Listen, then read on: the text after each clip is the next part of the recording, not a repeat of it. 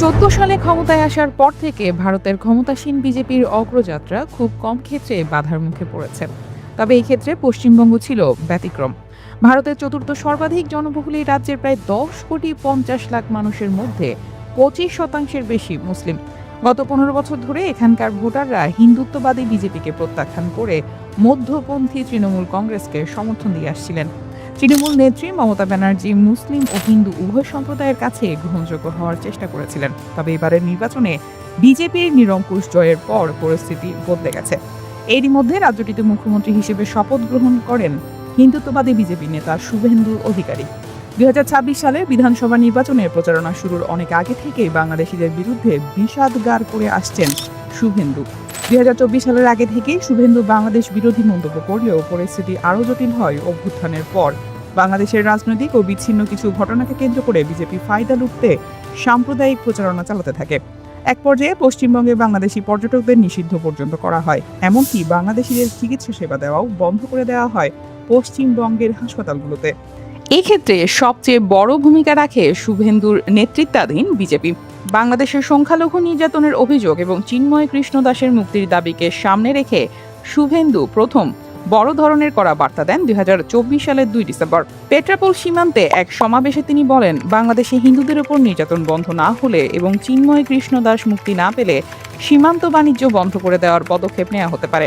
পাশাপাশি বাংলাদেশে আলু ও পেঁয়াজ রপ্তানি বন্ধের কথাও উল্লেখ করেন। এর কয়েকদিন পর 8 ডিসেম্বর এক জনসভায় বাংলাদেশ থেকে কলকাতা দখলের কথিত হুমকির প্রসঙ্গ টেনে তিনি বাংলাদেশের সামরিক সক্ষমতাকে তীব্রভাবে কটাক্ষ করেন। সে সময় ভারতের রাফাল যুদ্ধবিমান ও সামরিক শক্তির প্রসঙ্গ উল্লেখ করে তিনি দাবি করেন, সামরিক দিক থেকে বাংলাদেশ ভারতের সঙ্গে তুলনীয় নয়। 2025 সালের শুরুতে তার ভাষা আরও আক্রমণাত্মক হয়ে ওঠে। 12 জানুয়ারি তিনি বলেন, ভারত চাইলে আধুনিক ড্রোন প্রযুক্তির মাধ্যমে বাংলাদেশকে দ্রুত মোকাবিলা করতে সক্ষম। এরপর 19 জানুয়ারি বারাসাতের এক অনুষ্ঠানে তিনি মন্তব্য করেন, বাংলাদেশ ভারত সংঘাত হলে ভারতের জন্য সেটি দীর্ঘমেয়াদী যুদ্ধ নয়, বরং কয়েক মিনিটে সমাধান হয়ে যাবে। বছরের শেষ দিকে 22 ডিসেম্বর তিনি বাংলাদেশে পেঁয়াজ রপ্তানি বন্ধের আহ্বান জানান এবং বাংলাদেশ ডেপুটি হাই কমিশন ঘেরাওয়ের ঘোষণা দেন। তিনি বলেন, আমরা পুনরায় 10,000 মানুষ নিয়ে বাংলাদেশ ডেপুটি হাই কমিশন অভিযান করব। এর মাত্র কয়েকদিন পর 27 ডিসেম্বর ইসরায়েল যেমন গাজায় শিক্ষা দিয়েছে, সেভাবে বাংলাদেশকে শিক্ষা দেওয়ার কথা বলেন শুভেন্দু। সার্বিক পরিস্থিতি আরও উদ্বেগজনক হয়ে উঠেছে যখন বাংলাদেশি সন্দেহে ভারতের বিভিন্ন স্থানে মানুষ পিটিয়ে মারা হচ্ছে। অন্ধ্রপ্রদেশ, উড়িষ্যা, কেরালা সহ নানা রাজ্যে এমন ঘটনা ঘটেছে, অথচ তারা পশ্চিমবঙ্গের বাংলাভাষী মানুষ। মূলত হিন্দুত্ববাদীদের উস্কানিতেই এসব ঘটনা ঘটছে। এরকম অবস্থায় প্রশ্ন উঠছে, বিজেপি যে হিন্দুত্ববাদী আদর্শ লালন করে তাতে পশ্চিমবঙ্গ আর বাংলাদেশিদের জন্য আগের মতো নিরাপদ ও স্বস্তিদায়ক হবে কিনা। এরই মাঝে সেখানে বাংলাদেশি পর্যটকের সংখ্যা ব্যাপক মাত্রায় কমেছে। এর পেছনে যেমন ভারতের ভিসা বিধিনিষেধ রয়েছে, ঠিক তেমনই নিরাপত্তা নিয়েও বাংলাদেশিদের মধ্যে উদ্বেগ রয়েছে।